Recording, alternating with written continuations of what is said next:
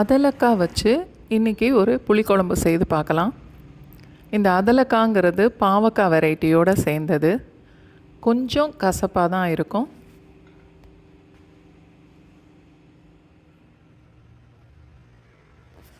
இதுதான் அதலக்காய்.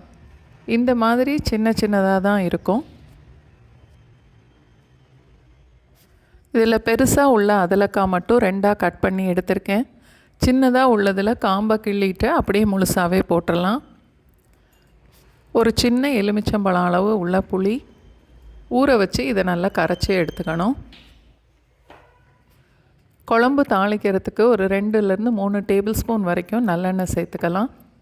நான் எப்போவுமே புளிக்குழம்பு தாளிக்கிறதுக்கு நல்லெண்ணெய் தான் யூஸ் பண்ணுவேன். 1/2 டீஸ்பூன் கடுகு, 1/2 டீஸ்பூன் சீரகம், 1/4 டீஸ்பூன் அளவுக்கு வெந்தயம். அதலக்காய் ஒரு 2 கப் அளவுக்கு இருக்கும்.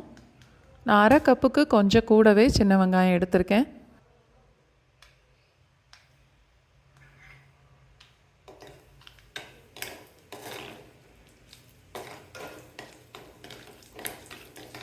கடுகும் சீரகமும் நல்லா பொரிஞ்சதுக்கப்புறம் அதலக்காயும் வெங்காயமும் சேர்த்து கொஞ்ச நேரம் வதக்கணும்.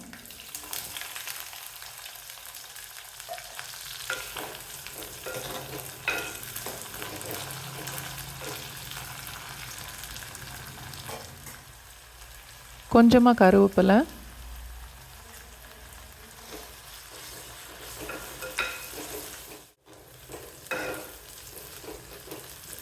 வெங்காயம் கொஞ்சம் கலர் மாறி ரெண்டும் இந்த அளவுக்கு வதங்கி வரணும்.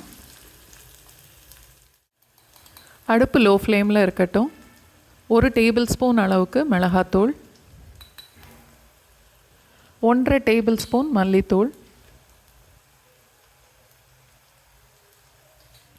1/4 டீஸ்பூன் மஞ்சத்தூள், அதோட தேவையான அளவுக்கு உப்பு.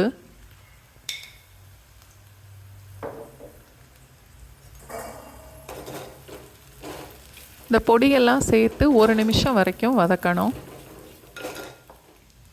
எண்ணெய் தேவைன்னா இன்னும் கூட 1 டேபிள் ஸ்பூன் அளவுக்கு எண்ணெயும் சேர்த்துக்கலாம்.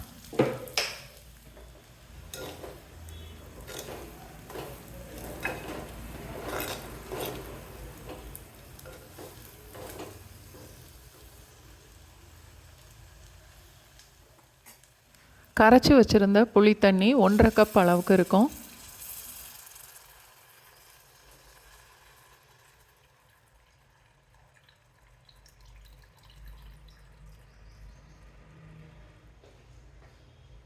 அதோட இன்னும் கூட 1 கப் அளவுக்கு தண்ணி.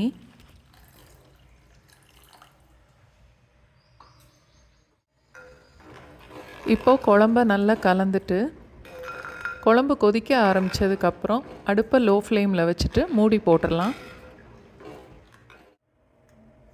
நான் 1 டீஸ்பூன் அளவுக்கு வெல்லம் சேர்க்குறேன். இந்த வெல்லம் சேர்க்கறதுனால அதலக்காயோட கசப்பு ரொம்ப தெரியாது. ஒரு 5 நிமிஷத்துக்கு அப்படியே மூடி வச்சிடலாம். அடுப்பு லோ ஃப்ளேம்லேயே இருக்கட்டும்.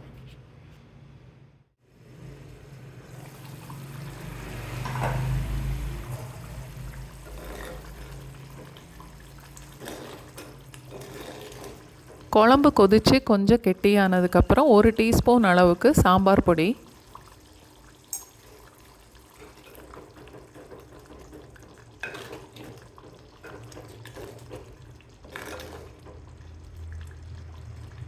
சாம்பார் பொடி சேர்த்ததுக்கப்புறம் 1 நிமிஷம் வரைக்கும் மூடி போட்டு கொதிக்க வச்சா போதும். இந்த அதலக்காய் காய்கறி கடைகளில் கிடைக்காது. உழவர் சந்தை அந்த மாதிரி இடங்களில் ட்ரை பண்ணி பாருங்கள், கண்டிப்பாக கிடைக்கும்.